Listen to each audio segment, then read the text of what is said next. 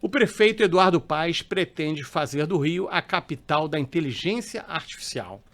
Para isso, é necessário que a cidade tenha o maior hub de data centers da América Latina. Só que para fazer tantas máquinas como os servidores funcionarem, é preciso garantir energia limpa, segura e contínua.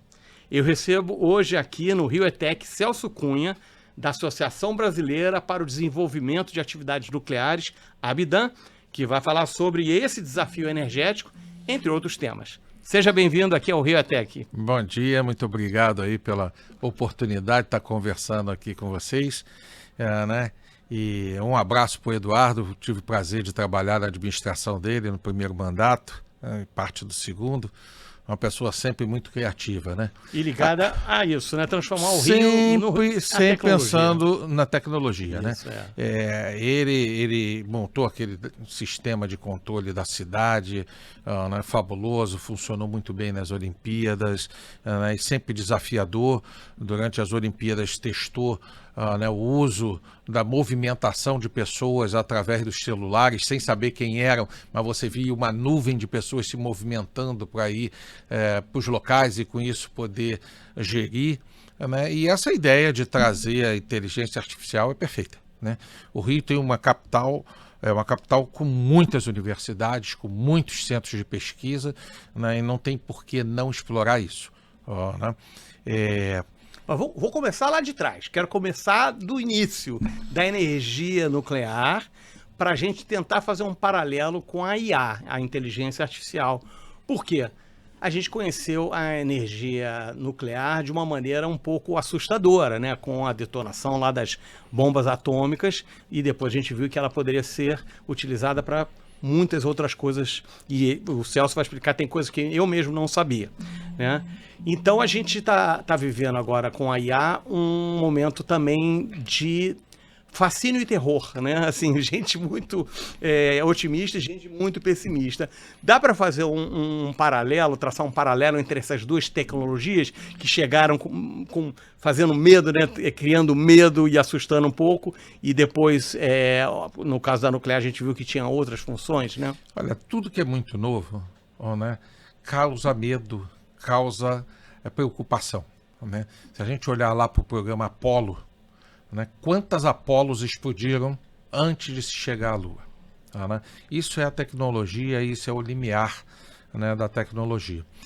Quando a gente olha para a energia nuclear, e como você colocou muito bem, o mundo foi apresentado através da bomba atômica, não tem nada pior do uso de uma tecnologia. Mas ao longo dos anos, isso foi mudando. A energia nuclear começou a ser percebida por Marie Curie, que morreu irradiada, porque ela não tinha o menor conhecimento do que estava na mão dela. E ganhou vários prêmios de Nobel a partir disso. Depois tivemos alguns acidentes, até ter usinas nucleares. Tivemos Three Mile, que foi um acidente sem maiores repercussões. Tivemos um grande acidente com repercussão, que foi Chernobyl, e aí a gente tem que fazer um parágrafo aqui, que Chernobyl produzia plutônio, que só serve para uma coisa, bomba. E o desconhecimento ainda era muito grande. Veja que os médicos metiam a mão nas pessoas irradiadas sem proteção. Então o número de pessoas irradiadas foi enorme. Depois a gente olha, veio Fukushima. Fukushima, quantas pessoas morreram ou foram irradiadas? 0 pelo acidente. Morreu pelo tsunami. Mas por quê? Porque os sistemas já são dominados, os controles são muito fortes. Mas por que aconteceu aquilo? Porque tinha geradores diesel no nível do mar e fora da proteção.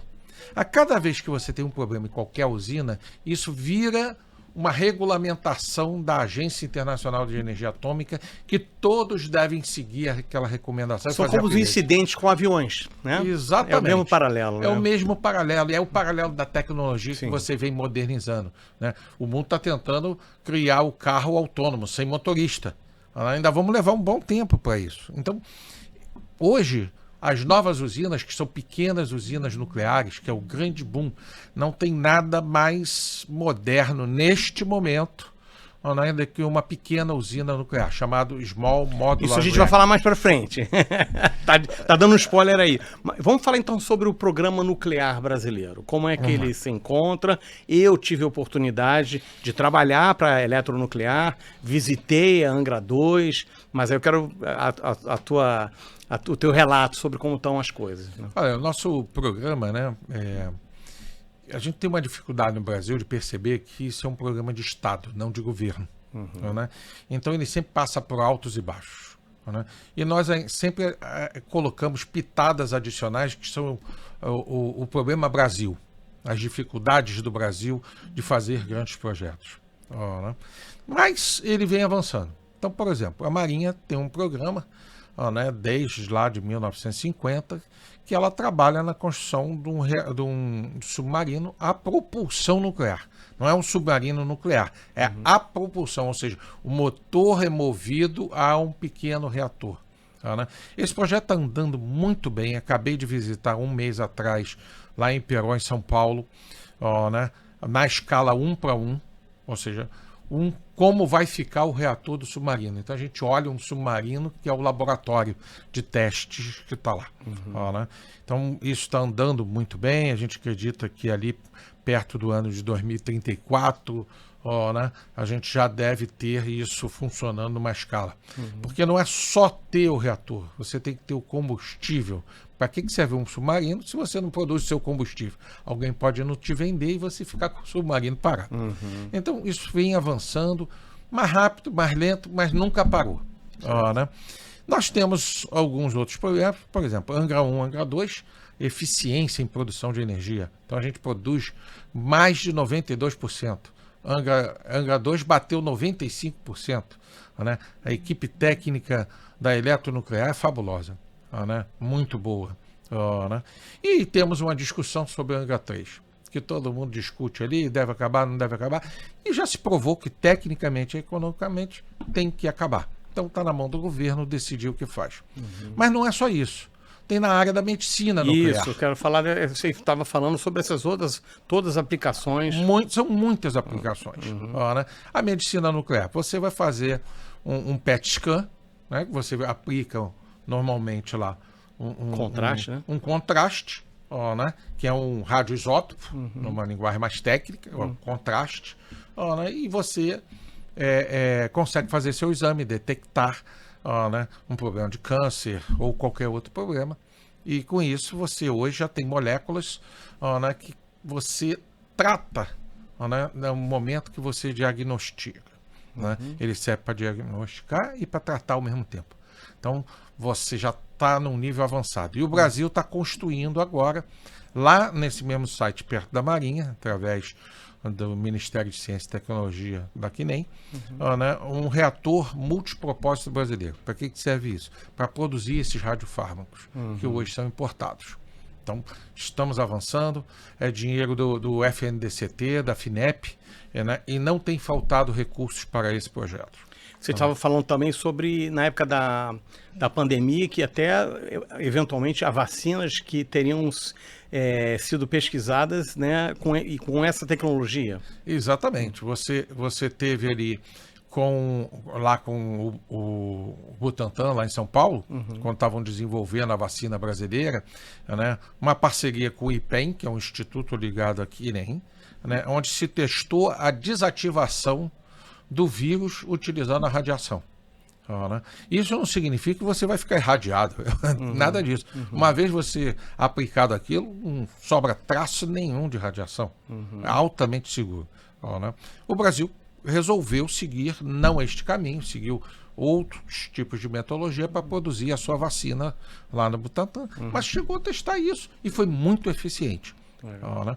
E não para aí, né? Você vai na alimentação, por exemplo. Né? A alimentação, você pega uma batata que é irradiada ou uma manga que em menos de um mês ela já está imprópria para o consumo e ela é capaz de ficar mais de 6 meses, dependendo do produto. Por quê? Porque existem doses de radiação. Quando você desliga, você mede aquilo, não sobra traço nenhum, né? Não faz mal nenhum, extremamente comprovado.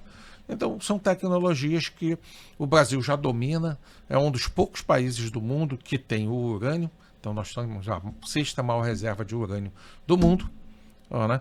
Sabemos produzir combustível, sabemos construir reatores, então o Brasil é um dos poucos, né, numa palma de uma mão, que detém tecnologia nuclear e capacidade para isso. Legal. Vamos falar um pouco agora sobre, eu li rapidamente sobre a COP28, né? Como está a matriz global, o que foi falado lá, né? Qual o papel esperado para a energia nuclear nesse momento em que a ideia é diminuir, né, o uso de combustíveis fósseis.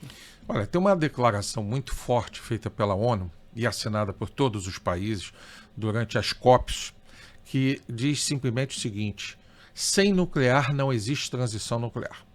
Isso é muito forte. Mas por que Porque a energia nuclear ela é limpa. Né? E hoje o combustível utilizado ele pode ser reprocessado. Ele já tem técnicas de armazenamento seguro. Então, até bateria de relógio você pode fazer com isso. Você coloca ele inerte dentro de cristais. Então tem uma tecnologia... Que era sempre um problema, né? As pessoas sempre encararam isso. Rejeitos, né? O rejeito, o que eu faço? Isso é um problema, porque dura 300 anos, dura 100 anos, 200 anos. Vai lá, jogar lá Hoje já tem solução para isso. Né? Ela ainda não é uma implementação em massa, né? Mas já existe a solução para fazer isso. O número de usinas está crescendo fortemente, tem 440 usinas no mundo, várias estão sendo sofrendo upgrade, ou seja, extensão de vida delas. Né? Nós temos muitos projetos em execução e muitos projetos em prancheta. Só a China tem 20 usinas em construção, né? E acabou de anunciar mais 10 utilizando a nova tecnologia do SMR, que daqui a pouco a gente fala dela. Né? Então, ou seja, é uma tecnologia que ela é possível você descarbonizar uma siderurgia, porque na siderurgia você precisa de muito calor, ela é eletrointensiva, e você utiliza isso ao mesmo tempo que gera energia elétrica, você aproveita o calor. Na mineração, a mineração quase toda ela é feita com gerador diesel, porque você está lá no meio do nada. Então você leva um micro-reator, um pequeno reator, coloca isso lá, porque esses pequenos reatores são produzidos em fábrica, né, e depois certificados e trazidos. Você coloca lá, poluição zero. Né? Você tem várias pequenas comunidades que hoje no Brasil são abastecíveis a óleo diesel. Você tem um caminhão que vai para lá com milhões de litros para o centro-oeste, né, vai na direção, né, e gasta uma fortuna e polui imensamente, que são chamados sistemas isolados. Né? Lá você pode botar um micro-reator, né? É um pequeno, né? É capaz de abastecer aquela comunidade inteira, e você só volta 10 anos depois para abastecer. Olha que coisa, né? Então você acaba com aquela poluição que você tem imensa. Né? A frota de navios do mundo, né? Os navios de guerra, né, americanos principalmente, russos, chineses, muitos já têm pequenos reatores dentro deles. Né? Agora imagina a frota mundial mercante, né, que para você atravessar de um ponto ao outro, né, de um oceano, o volume de combustível que se olha gasta, o bunker, né? é um negócio assustador, né, de poluição. E essa tendência virá. Né? E esse tipo de tecnologia, né, ele se impõe. Né? As pessoas podem gritar, podem falar, pode o que for, mas a necessidade vai se impor e ela vai acontecer. E no mundo está acontecendo. Bom, né? Só esse pequeno reator já tem mais de 117 projetos aprovados na agência e agora sendo executados. Então, você falando de necessidade, então vou voltar ao começo do nosso videocast, que a gente falava do Rio como capital da inteligência artificial. De que maneira a energia nuclear pode ajudar nesse projeto? E a gente já falou um pouco aqui, mas aí relembra por que a IA é tão dependente de energia. Olha, ela é uma grande consumidora de energia, não só para refrigerar, né? Então você depende, né, de muita energia elétrica porque você precisa refrigerar os data centers, né? Mas cada vez que você faz uma pergunta, faz alguma coisa, né, ela roda e consome energia. Né? Então, e consome energia de que tipo de energia? É uma energia que é 24 horas por dia, 7 dias na semana e não pode ter susto nela. Ou seja, não pode ter oscilação. Então, as fontes intermitentes não são capazes de segurar isso. Né? Tem que ter redes dedicadas a alimentar isso. Né? Hoje você tem muitos geradores diesel, né, fazendo alimentação de backup desses data centers menores. Né? Só que com a imposição que está vindo né, de descarbonização e que já pegou em cheio né, todo esse setor, e isso né, a nível mundial se fala que vai custar entre 34 e 100 dólares a tonelada de CO2 por megawatt-hora que você... Isso é muito dinheiro. Então isso vai compelir todo mundo a fazer a transição. Né? Não tem jeito, né? Nada mais sensível do que o bolso. Né? E o bolso vai falar mais alto. Agora, como é que o Rio se encaixa nisso? O Rio é fabuloso, né? Como a gente estava conversando, tem mentes brilhantes, pessoas brilhantes, que vêm do mundo todo, um espaço maravilhoso, né? Tem energia, mas para isto a gente vai precisar de reforço. Né? E aí só tem uma fonte que não polui e é capaz de dar toda essa segurança, né? Que são a energia nuclear, que é a energia nuclear. E nesse caso, né, para eles, dependendo da potência, né, foi feito um levantamento só em data centers projetados no Brasil, está se falando em 9 gigawatts. Né? Isso é muito de muito. Vamos fazer. Angra 2 tem 1.4, é isso? Se juntar Angra 1 e Angra 2, tem 2 GB. Então é a gente fazer mais 4,5. Né? O que a gente tem ali. Alguns desses não devem sair do papel, agora o restante não tem energia. Tem um problema sério lá, estão querendo avançar com o data center lá no Ceará, não tem energia. Energia estável e segura. Eu queria que você falasse sobre isso, sobre aquele apagão, para o nosso público entender a diferença dessa energia estável porque, vamos usar mais solar, vamos usar mais a eólica, mas qual o problema dessas fontes? Bom, são fontes intermitentes, né? Então, são fontes limpas, né? São boas, né? Mas como toda fonte, ela tem seus atributos, né? Como você pode utilizá-la. E ela é uma fonte que ela é intermitente. Quando tem sol, tem energia. Quando não tem energia. Quando tem vento, e o vento é mais difícil ainda, porque o sol você sabe a hora que ele nasce, a hora que ele se põe, sabe se vai chover, então você tem uma previsibilidade de capacidade de geração, né, ao longo do dia. O vento não dá. Né? O vento é um negócio que muda o tempo todo. E essa variabilidade no sistema elétrico brasileiro, né, ano passado, em 23 de agosto do ano passado, provocou aquele apagão. Aquele apagão de 2 horas custou 2,6 bilhões ao Brasil. Porque o Brasil todo ficou fora. Quem voltou de imediato quando teve o apagão? As usinas de Angra 1 e 2 e as térmicas a carvão, por conta das suas características. Então, a gente tem que combinar o nosso sistema com energias estáveis. Hídrica, por exemplo, hidrelétricas com reservatório. São estáveis. Só que nós temos um problema. Os melhores lugares nós já usamos. Não tem como crescer, né? Crescer agora vai ser no meio da Amazônia, em áreas que a discussão ambiental vai ser muito forte. Né? Então, é muito difícil. Dá para fazer alguns upgrades nessas usinas, melhorar máquinas mais modernas, mas são trilhões de dólares. A maioria dessas usinas tem mais de 40 anos, 40% delas. Né? Então, para onde vai crescer? Para as térmicas. Carvão já nasceu amaldiçoado. Né? Sobrou gás e nuclear. Então, o gás é poluente e o nuclear não é. Né? Então, a tendência é isto acontecer, né? E os data centers vão precisar dessa tecnologia, vão precisar de ter isso. Né? Você até me deu uma ideia aqui, já que o Eduardo está falando tanto, eu já vou escrever para ele e falar, olha, bota lá um SMR lá que vai resolver o problema. Isso, então vamos falar sobre os SMRs, né? Que é a grande novidade do setor. E a Amazon, Google, Meta, entre outras empresas que não são bobas, já estão formando parcerias com as empresas lá, né, dos Estados Unidos para fornecimento de SMRs, que são pequenos reatores modulares.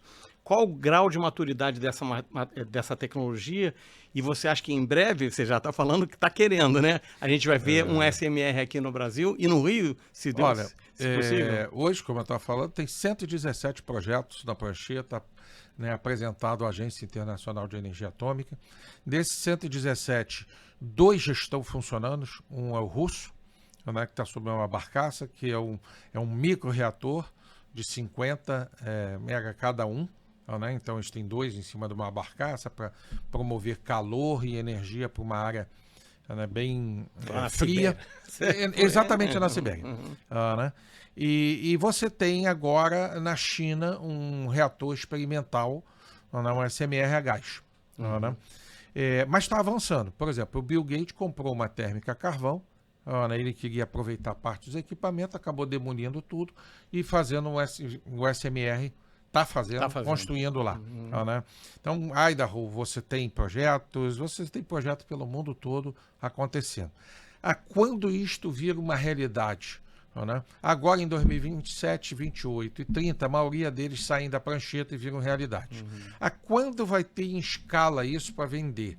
Até 2034 começa a escala, em prateleira, digamos assim, né? Já que eles saem certificados de lá e você tem que certificar o site para utilizar. E como está o Brasil nisso? O Brasil tem algumas pesquisas, na área de pesquisa fazendo isso, apoiada pela FINEP, e tem grupos privados estudando o uso disso. Né? Um deles, muito avançado, né, em Santa Catarina, que está estudando a colocação do SMR lá. Né? O site deles é muito bom, os primeiros estudos que eu tenho conhecimento, né, os relatórios foram positivos, né, e eles vão avançar, eles têm tempo, né, até 2040 para fazer isso acontecer, então estão com um bom tempo para isso acontecer. A indústria do petróleo também está estudando, porque você precisa descarbonizar as plataformas. Imagina uma plataforma, por exemplo, perfuração, né, que ela não está ancorada, ela tem motores funcionando 24 horas por dia para manter ela ali na posição dela. Né? É um volume enorme de energia. Qual o tamanho dessas 100 e tantas que estão aí? Qual o tamanho médio de um SMR? Não tem Olha, um micro-reator vai ser fácil de eu te dizer, né, que é o que a gente chama até 50 mega, né, ele cabe em cima de 3 caminhões, 3 containers. Né? Então, por escalabilidade, né, você pode imaginar que um de 300 seria 6 vezes isso, aproximadamente. A gente teria o tamanho de 20 carretas, né? Um pouco mais, porque você perde a dimensão, né? Seria para você escalonar o tamanho da área, aproximadamente. Entendi. Agora, me veio aqui uma dúvida. Qual a diferença das SMRs para esses propulsores nucleares que tem que caber no espaço muito menor, como um submarino? Isso não é um SMR, então? Esse motor ele é um micro-reator, ele está na linha do SMR, não é um SMR por causa da potência. Né? Qual é a potência de um negócio desse? Um micro-reator, ele vai até 100, né? E o pequeno reator é a partir de 100 até 300. Né? Tem o inglês que é 445, também se caracteriza como um SMR. Né? A partir disso já vai para reatores maiores, que é as escalas dos grandes reatores, que já vai para 1 giga, 1.4, 1.6. Angra 1 é quanto? 600. Quase seria hoje uma ele poderia se pensar que seria dois SMR, entendi. Digamos assim. Tá? E Angra 2 já é 1.2. Outra escala, outro tipo de a maior do mundo gera quanto? A maior do mundo, 1.6, se eu não estou enganado. Então a gente não... Angra 2 é o padrão, por ali. Por ali. Entendi. Né? Então, o Angra 3, quando sair do papel, 1.4. Né, mas não tem nenhuma de 3 no negócio, não. Não, entendi. Não faz conheço. Sentido, entendi. Não conheço. Tem uma escalabilidade aí que você não reduz preço porque cresceu demais. Quando você cresce é porque você quer reduzir preço, porque você dá escala. Mas nesse caso você vai crescer demais, os controles, tudo é mais complicado. Entendi. Né? Então, agora, e no futuro mais longínquo, teremos a fusão nuclear, né? Isso. Tá batendo na porta. Vamos falar de ficção científica, quase, né? Rapaz, que olha, virando realidade. Eu vou te falar, assim, de uma forma bem tranquila, né? Eu tive a oportunidade ano passado e a França conheceu o ITER, onde está construindo um reator a fusão, né? Com 8 países envolvidos, Comunidade Europeia e mais 7 países envolvidos, né? E ele é do tamanho de um prédio, né? O centro ali do reator, cada peça, né? Que deve ter uns 6, 7 andares, né? É o tamanho do IMA. Então, o que é a tua fusão, né? É um grande campo magnético. Você, diferente da fissão, você tem um negócio de metal que contém, né, aquilo ali. Esse não, é um campo magnético. Então, lembra da Enterprise, Guerra nas Estrelas lá, sim. né? O Capitão Kirk, Capitão Kirk. Exatamente aquilo. Você vê aquele ator, aquilo é uma contenção magnética. Eu vi lá, uma contenção magnética monstruosa, campo magnético, que você joga exatamente o deutério, que é da ficção científica, joga lá, produz a reação da fusão, né? E ali você produz um volume de energia fabuloso. Há quanto andas isso? Né? Agora eu vi fotos recentes, né? Tá bem avançada a montagem, né? E o grande desafio é provar que você injeta menos energia do que sai. Sim, senão não faz de forma sentido. constante. Sim. Né? Então você tem alguns menores do que o ITER acontecendo nos Estados Unidos, na China, na Rússia, né? Mas o ITER será um grande empreendimento. Né? Ainda não tem data, porque ao longo do projeto, cada país quis projetar e construir um gomo desse local, desse imã. Quando tentaram juntar tudo, por mais que seja milimétrico, todo mundo seja perfeito, não encaixou. Entendi. E aí tiveram que voltar a prancheta, consertar. Agora parece que resolveram. Né? Então, na fase final de montagem desse mega imã. Né? Então, é um campo magnético, é a ficção científica. Quando eu entrei ali, eu falei, acabei de entrar na Enterprise, Legal, só né? falta decolar e ir para o universo. Muito legal. Valeu, Celso Cunha, da Abidan. Muito legal essas informações. Vamos torcer para a fusão chegar em breve e que a gente navegue aí para as Enterprises da vida. Muito obrigado pela sua participação no RioTech e vamos esperar que o RioTech seja realmente a capital da inteligência artificial com toda a energia que puder. Né? Com certeza, estamos aí para apoiar.